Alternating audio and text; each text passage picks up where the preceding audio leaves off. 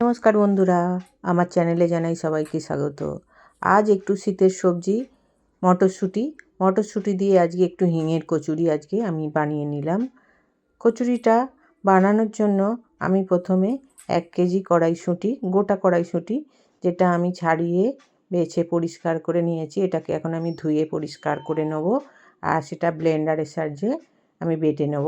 আর 500 আলু, ছোট আলুর দম, সেটাও আজকে আমি এই কচুরি দিয়ে খাওয়ার জন্য বানিয়ে নেব।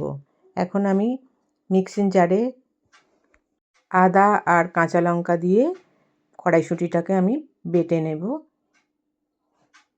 তারপরে আমি ময়দার ডোটা রেডি করে নেব। আমি 500 গ্রামের মতো ময়দা নিয়েছি, তার মধ্যে দিয়ে দেব কালো জিরে ও সাদা তিল আর নুন দিয়ে একসঙ্গে ভালো করে মেখে আমি গরম জল দিয়ে ময়দাটাকে সুন্দর করে মেখে নেব। গরম জল দিয়ে মাখলে ময়দা কিন্তু খুব সুন্দর নরম আর খুব সুন্দর তেলতেলা হয়, যেটা সঙ্গে সঙ্গে বানানো যায়।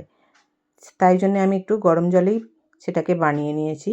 এখন আমি পুরটা বানানোর জন্য তেল দেব। তেলের মধ্যে কালো জিরে ও হিং ফোড়ন দিয়ে ডাল বাটাটা আমি দিয়ে দেবো। ডাল নয়, কড়াইশুঁটি বাটাটা আমি দিয়ে দেবো। তার মধ্যে দিয়ে দেবো স্বাদ মতো নুন আর অল্প একটু চিনিটা দিলে টেস্ট হয় খেতে, তাই আমি একটু অল্প করে চিনি দিয়ে দেবো। আর তার মধ্যে দিয়ে দেবো আমি একটু গরম মশলা গুঁড়ো। এখন আমি আলুর দমটার জন্য রেডি করে নেব। কড়াইয়ে তেল দিয়ে আলুটাকে ভালো করে লাল লাল করে ভেজে নেব। আমি গোটা আলুর দম করছি। ছোট গোটা আলুর দম এই রকম কড়াইশুঁটির কচুরি দিয়ে কিন্তু খুব সুন্দর খেতে লাগে। এখন আমার এই যে আলুটাও ভাজা হয়ে গেছে, আমি অন্য পাত্রে আলুটাকে সেদ্ধ বসিয়ে দিয়েছি। এবার একটু গ্রেভিটা বানানোর জন্য কড়াইয়ে তেল, গোটা গরম মশলা, একটা টমেটো, নুন, আদা, জিরে ও কাঁচা লঙ্কা একসঙ্গে পেস্ট, কাশ্মীরি লঙ্কার গুঁড়ো, হলুদ দিয়ে ভালো করে আমি ভেজে নেব। আর ওর মধ্যে দেবো অল্প একটু হিংটা দিলে হিঙের কচুরি আর হিঙের আলুর দম খেতে কিন্তু দারুণ হবে। সত্যি বন্ধুরা, এইভাবে আলুর দম দিয়ে কচুরি খেতে কিন্তু খুব সুন্দর লাগে। আমি আজকে সেই রকম আলুর দম আর কচুরি বানিয়েছিলাম নিরামিষ, খেতে কিন্তু অসাধারণ হয়েছিল। যাই হোক, এখন আমার আলুটা সাঁতলানো হয়ে গেছে। এখন আমি এটাকে চাপা দিয়ে অন্য সাইডে বসিয়ে দেবো, আলুটা যতক্ষণ না সেদ্ধ হয়।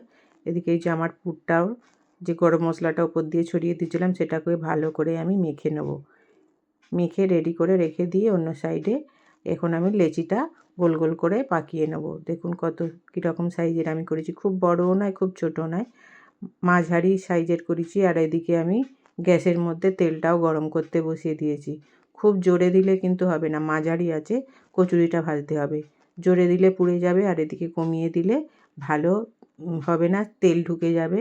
তাই মাঝারি আঁচেই আমি কচুরিগুলো ভাজবো। আর দেখুন এদিকে পুরগুলো আমি কীরকমভাবে ভরছি, গোল বাটির মতো করে এর মধ্যে আমি অনেকটা পরিমাণের কিন্তু মশলা আমি ওর মধ্যে ভরে দিচ্ছি। আর আস্তে আস্তে তেল দিয়ে আমি চেপে নিচ্ছি, আর সুন্দর করে হালকা হাতে বেলতে হবে, খুব চাপ দিলে হবে না। দেখুন, দেখেই বোঝা যাচ্ছে পুরোটাই কিন্তু পুর লেগে গেছে, চারিদিকটা সুন্দরভাবে লেগে যাবে। আর সুন্দরভাবে এইরকমভাবে বেললেও কিন্তু খুব সুন্দর ফুলে উঠবে।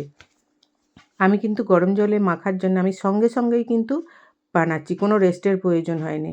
5 মিনিটের মধ্যেই আমি কিন্তু পুর রেডি করেই কচুরিগুলো ভাজতে বসে গেছি। দেখুন কত সুন্দর টোপর টোপর হয়ে ফুলে উঠছে। এইভাবে গরম জলে মাখলে কিন্তু কচুরি খুব সুন্দর নরমও হয় আর খুব সুন্দর খেতেও হয়, তাড়াতাড়ি বানানো যায়। কোনো সময় যদি তাড়াতাড়ি থাকে, রেস্টে রাখার সময় থাকে না, তখন কিন্তু এই গরম জলে মাখবেন, দারুণ কিন্তু কচুরিগুলো হয়। সেই ভাবে আমি প্রত্যেকটা কচুরি দেখুন কত সুন্দরভাবে ফুলে উঠছে। বন্ধুরা, আমার এই পেজটি যদি আপনাদের ভালো লাগে, প্লিজ একটা লাইক, একটু কমেন্ট, একটু শেয়ার করে দেবেন। আর প্রচুর শেয়ার করবেন, আর একটা করে লাইক দেওয়ার চেষ্টা করবেন বন্ধুরা। এখন আমার সমস্ত কচুরি ভাজা হয়ে গেছে। এখন আমি আলুর দমটাকে দেখে নেব। এই যে আমার আলুর দমের আলুর জলটাও মরে গেছে, আমি এটা পুরো শুকনো বানাবো।